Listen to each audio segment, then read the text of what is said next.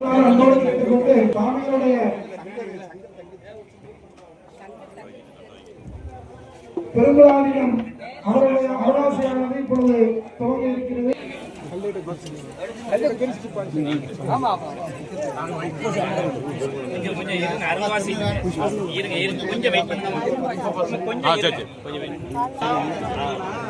சுவாமிகிட்ட விபூதி அப்புறம் வாங்கிக்கலாம். அவர் அருளாசி வழங்கியிருக்கிறார். பக்தர்கள் அமர்ந்து சுவாமிகிட்ட சுவாமியை கேட்டுக்கொள்கிறேன்.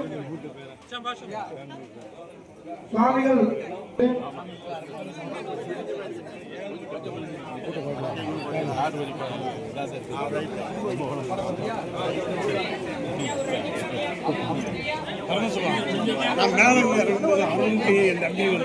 பேசிக்கிட்டு அப்படி நீங்க வெட்டிங்க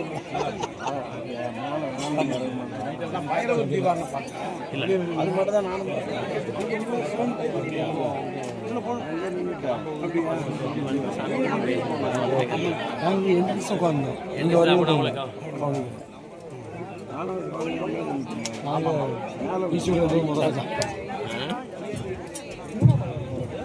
சிற்றம்பலம் அரகரம் பார்வதி பதையே அரகர மகாதேவா தென்னாடுடைய சிவனே போற்றி என்னாட்டவர்க்கும் நிறைவா போற்றி தெரித்த பந்தது கூலம் வெப்பட தமிழகம் கங்கை தெரித்ததோர் கோடகால பைரவனாயி வேடம் முடித்து எங்கட்கண்டு உன் திருமணிவாய்ந்த சிந்தனம் செய்தார் சேரை செல்வனாரே ராமக்கம் தியாகாரிக்கு என்று சித்தமுடாத்த பேசிவிட்டு மிகப்பெரிய பக்தகுடிகளே இன்றைய பொங்கராட்சி அருள்மிகு பொன்னுருதி அம்மை அத்திகை உடனுடைய அருள்மிகு வீரபாண்டீஸ்வரர் பெருமான் திருவடிகளை போற்றி வணங்கி நிறுத்திக் கொண்டு இந்த ஆலயத்துடைய அஷ்டமண்டல மகா கும்பாபிஷேகமானது மிகச் சிறப்பாக நடைபெற்றிருக்கக்கூடிய இந்த நல்ல நேரத்திலே பக்தர்கள் அனைவருக்கும் நம்முடைய நல்வாழ்த்துக்களை முதற்கண் தெரிவித்துக் கொள்கிறோம். இந்த திருக்கோயில் கும்பாபிஷேகத்தை மிகச் சிறப்பாக செய்து நிற்கக்கூடிய திருப்பணிகள், அன்னதானம், கும்பாபிஷேகம் இவரெல்லாம் சிறப்பாக செய்திருக்கக்கூடிய அரங்காவலர் குழு தலைவராக இருக்கக்கூடிய திரு எஸ் டி தியாகராஜன் ஐயா அவர்களுக்கும் அவருடைய குடும்பத்தினருக்கும் முதற்கண் நாம் நம்முடைய நல்வாழ்த்துக்களை தெரிவித்துக் கொள்கிறோம். இங்கெல்லாம் அவங்களுக்கு ஒரு பாராட்டுதலாக ஒரு பெரிய கரவொலி எழுப்பினால் மிகவும் சந்தோஷமாக இருக்கிறோம்.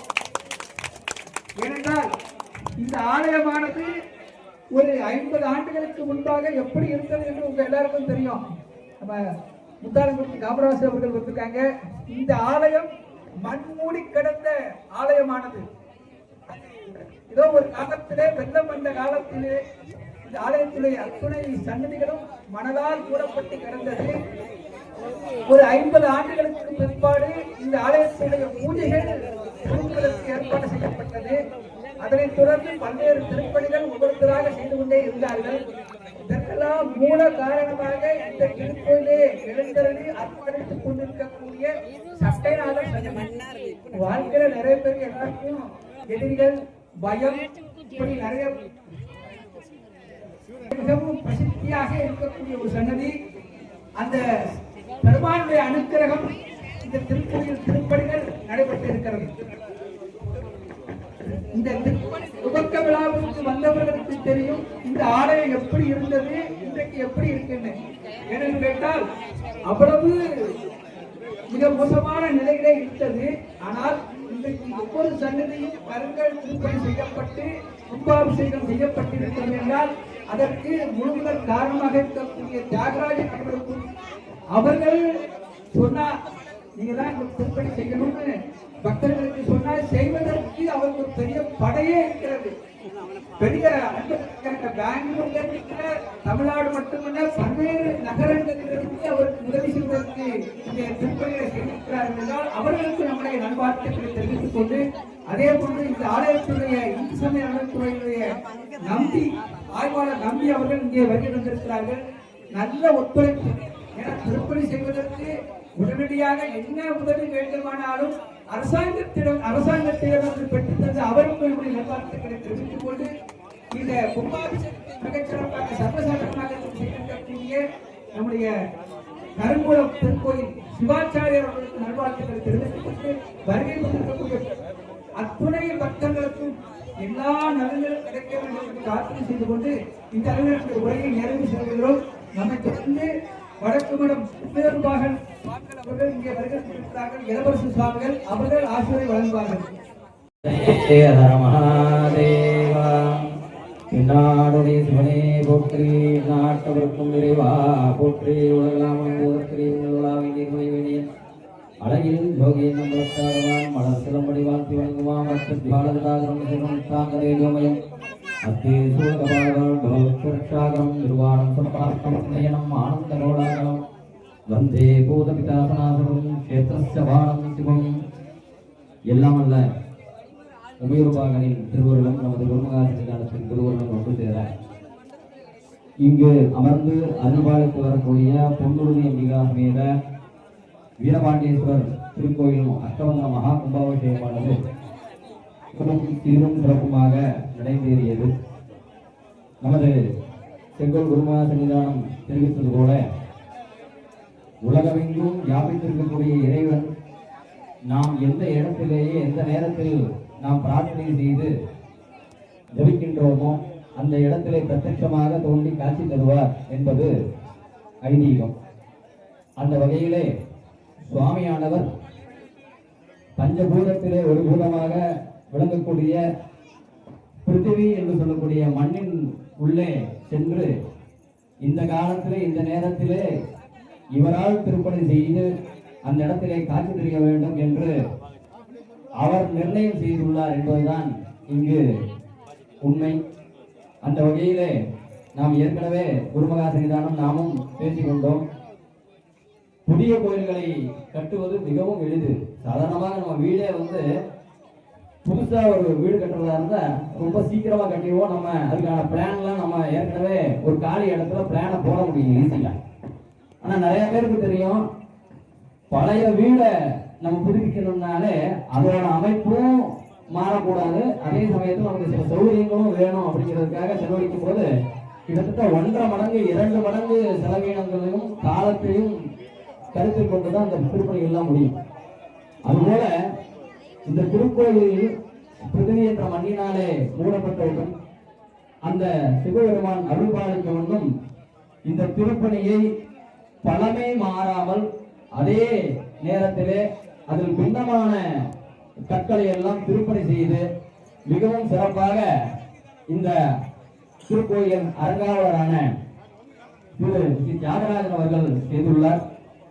அதுபோல சன்னிதானம் சொன்னது போல இதற்கு இந்து சமய அறநிலையத்துறை மிகவும் ஒத்துழைப்பு நல்க வேண்டும். ஏன்னா அந்த பழைய கோயில்கள் எல்லாம் புதுப்பிக்கிறது அப்படிங்கிறது இன்னைக்கெல்லாம் பெரிய சட்ட சிக்கல்கள் எல்லாம் இருக்கு.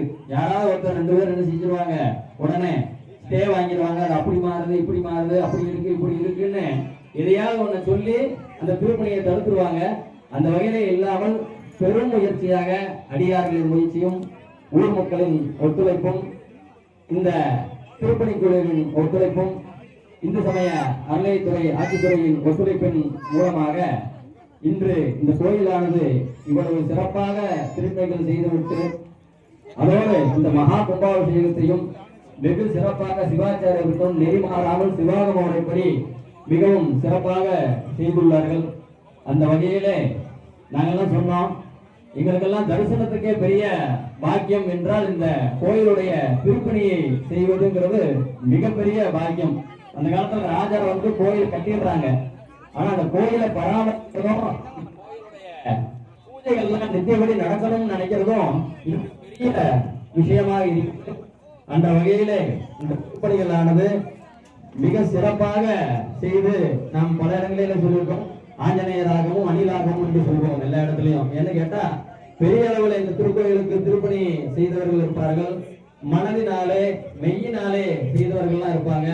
அந்த வகையிலே இந்த திருக்கோயிலானது திருப்பணி செய்ததற்கு மகா கும்பாபிஷேகம் செய்வதற்கு திருப்பணி தொடக்கம் முதல் இன்று வரை அது மட்டுமல்லாமல் நித்திய பூஜை கைங்கரியத்திற்காக உதவி வரக்கூடிய அனைத்து அன்பர்களுக்கும் நமது குருமகா சன்னிதானத்தின் சார்பாக நல்ல ஆசிரியர்களையும் வாழ்த்துக்களையும் தெரிவித்து இந்த வாய்ப்பனை அளித்த இந்த கோயில்ல சட்டநாதர் ரொம்ப முக்கியம் விசேஷம்னு சொன்னாங்க.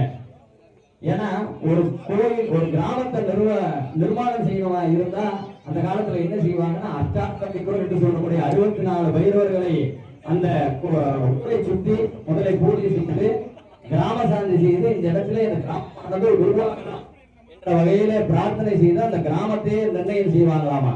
அப்படி மிகவும் சிறப்பு வாய்ந்ததாக இந்த சட்டநாதர் தான் என்ன செஞ்சிருக்காரு, திரும்பவும் இந்த கிராமத்திலே இந்த திருக்கோயிலானது மிகவும் சிறப்பாக அமைய வேண்டும் என்ற வகையிலே அன்பர்களுக்கு அருள்பாலிக்க வேண்டும் என்ற வகையிலே இந்த சட்டநாதர் அஷ்டாஷ்ட பைரவராக இந்த ஊரை சுற்றி இருந்து திரும்பவும் இந்த திருக்கோயிலை புதுப்பித்து நமக்கெல்லாம் கூட திருவருளாக இருந்து அருள் புரிந்திருக்கிறார் என்பதை பிரார்த்தித்து இந்த வகையிலே இந்த திருப்பணிக்காக பாடுபட்ட அனைவருக்கும் எனக்கு முன்பாக அருளாசி வழங்கிய நமது செங்கோல் குருமக சன்னிதானம் அவர்களுக்கும் வாழ்த்துக்களையும் அனைத்து அன்பர்களுக்கும் ஆசைகளையும் கூறி நிறைவு செய்கிறேன். நன்றி.